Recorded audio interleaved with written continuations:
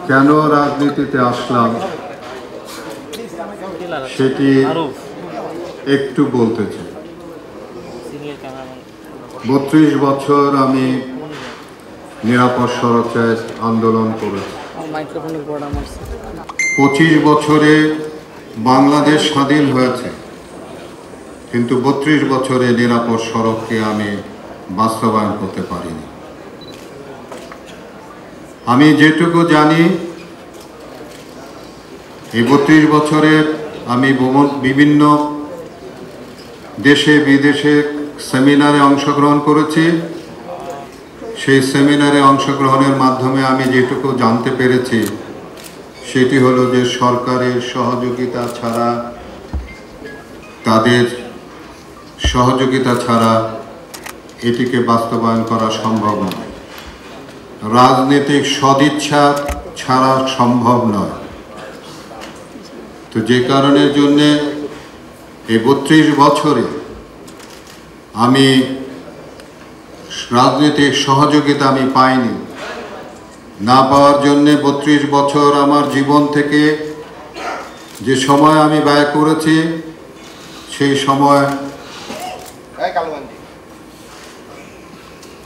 সেই সময়টি আমার আমি বলবো যে ব্যর্থতাই হয়েছে। যদিও কিছু কিছু সফলতা আমার এসেছে, কিন্তু আমি যে কথাটি বললাম যে ২৫ বছরে বাংলাদেশ স্বাধীন হয়েছে, কিন্তু ৩২ বছরে নিরাপদ সড়ক চাই কিন্তু বাস্তবায়ন হয়নি।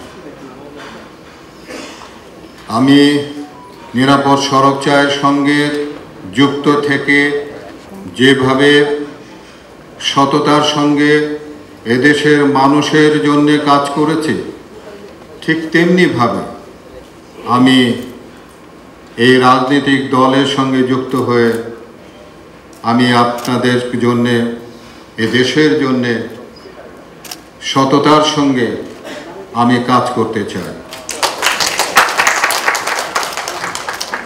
আমি আশা করব যে আপনারা আমার এই কাজের সহযোগিতা করবেন, আমাকে উৎসাহিত করবেন, আমার ভুল ত্রুটি ক্ষমা সুন্দর দৃষ্টিতে দেখবেন এবং আমাকে সবসময় অনুপ্রাণিত করবেন। আমি এই বলেই আজকে আমার জনতা পার্টির সঙ্গে যুক্ত অন্যান্যরা যারা আছে তাদের নাম আমি ঘোষণা করছি। চেয়ারম্যান হিসাবে ইতিমধ্যে আপনারা জানতে পেরেছেন যে আমার নাম ঘোষণা করা হয়েছে। আমি জনাব ইলিয়াস কাঞ্চন।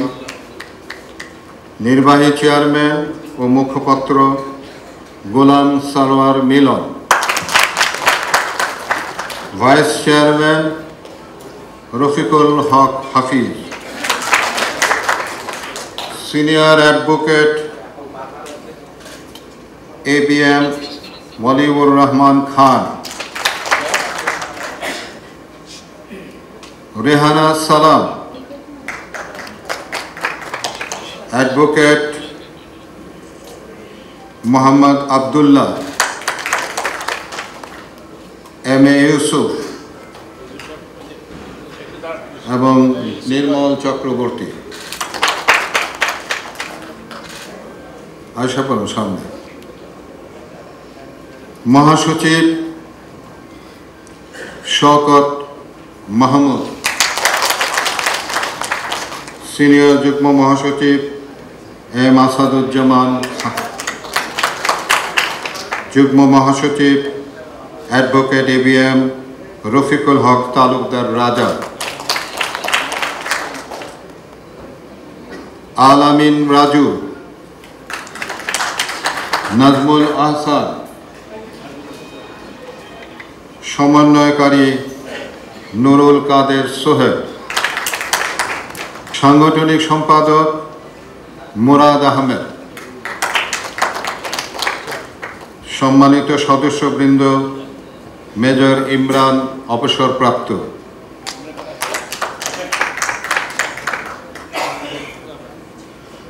কর্নেল সাব্বির অবসরপ্রাপ্ত।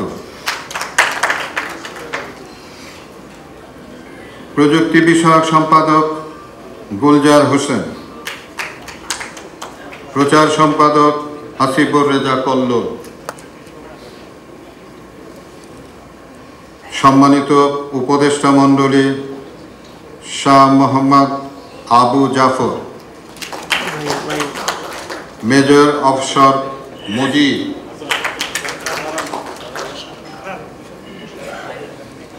ইকবাল হোসেন মাহমুদ, ডক্টর ফরহাদ হোসেন মাহবুব, জাফর ইকবাল সিদ্দিকী, আউয়াল ঠাকুর, তহিদা ফারুকি, মামুনুর রশিদ। আপাতত আমাদের এই কমিটির নাম আমি যেটুকু পাঠ করলাম সেইটুকুই আমরা আপাতত আমাদের মধ্যে আমরা ঘোষণা করতে পেরেছি। পরবর্তীতে আমাদের কমিটি আরও সমৃদ্ধশালী হবে এবং তখন আমাদের পূর্ণাঙ্গ কমিটি নাম ঘোষণা করতে পারব। ধন্যবাদ সকলকে। আমি আগামী দিনে বাংলাদেশ জনতা পার্টির শুভ কামনা করছি। আপনারা যারা এসেছেন তাদেরকে আবারও আমার অন্তরের অন্তঃস্থল থেকে অনেক অনেক শুভেচ্ছা, অনেক অনেক ভালোবাসা, অনেক অনেক হৃদয় দিয়ে আপনাদেরকে আমি গ্রহণ করছি। আসসালামু আলাইকুম।